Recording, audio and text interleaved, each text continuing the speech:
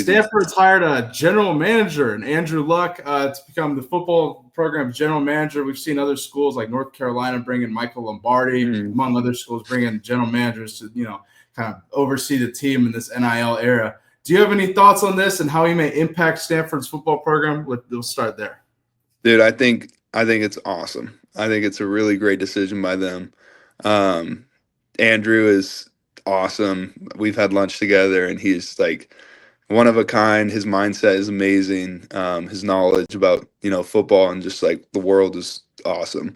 So I think his role is going to be very impactful for the program.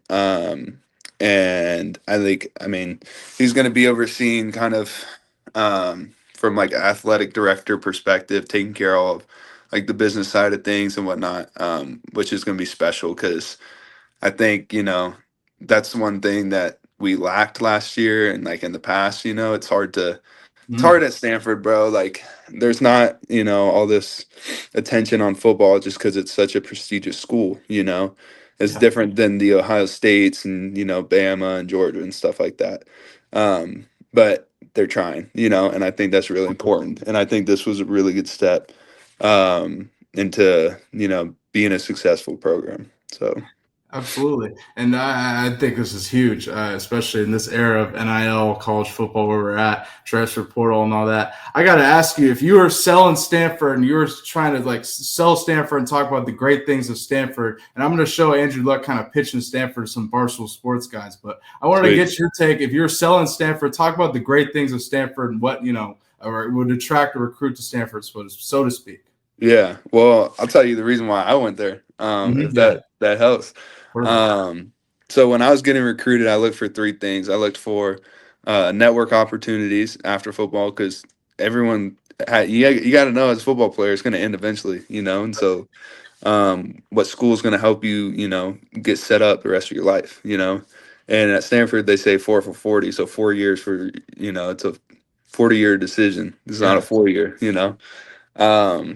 things have obviously changed with NIL and stuff, but I think, once your NIL money runs out, what are you going to do? You work at McDonald's? Like, so I think Stanford does a really good job with that. And then another thing for me was academics. Like, the balance of academics and football there, it's hard to beat, you're playing against Clemson, you're playing, now that you're in the ACC too, like you're playing against these top tier teams. And then, so like football, academics, and networking, that was my biggest thing. And I think to this day, Stanford does a great job of that. And the NIL piece, like they're starting to realize that they need to start competing with these, bigger programs. And so they're doing stuff about it. And I think Andrew is a huge part of this. So, man, that's huge. I think that Andrew will be really impactful, like you mentioned. That's a huge tidbit to hear. One thing I wanted to show before we move on here, Andrew Luck kind of pitching to the Barstool Sports guys, how he would view Stanford and trying to, put Stanford up with Clemson and other schools like you mentioned. Take a listen to this. Stanford football players. All right, there's a couple things. One, John Elway, Jim Plunkett, myself, Kevin Hogan. Incredible history. Our head coach, quarterback. When I went to Stanford, head coach was a quarterback, Jim Harbaugh. Your guys' best friend, right? Understand, right? Yes. Awesome. Two, we are competitive in the NIL world. All right, and the Stanford decision both is NIL here and now, and then I think in many ways OG NIL of like you're going to be connected to the best network in the world in whatever industry you want to go in. And this place produces leaders at a scale that no other place in the world does. Stanford is special in that way. And you're going to have a long NFL career. You're going to crush it in college. You're going to go to bowl games, going to do all that fun stuff. And then at some point, you're going to have to transition to be a podcast host and running a multi-billion-dollar media conglomerate. And you're going to want to know Stanford people to help you get there. Okay. Man. But hey, like you just said, networking awesome. And among other things, man. What are your thoughts on Andrew's comments there?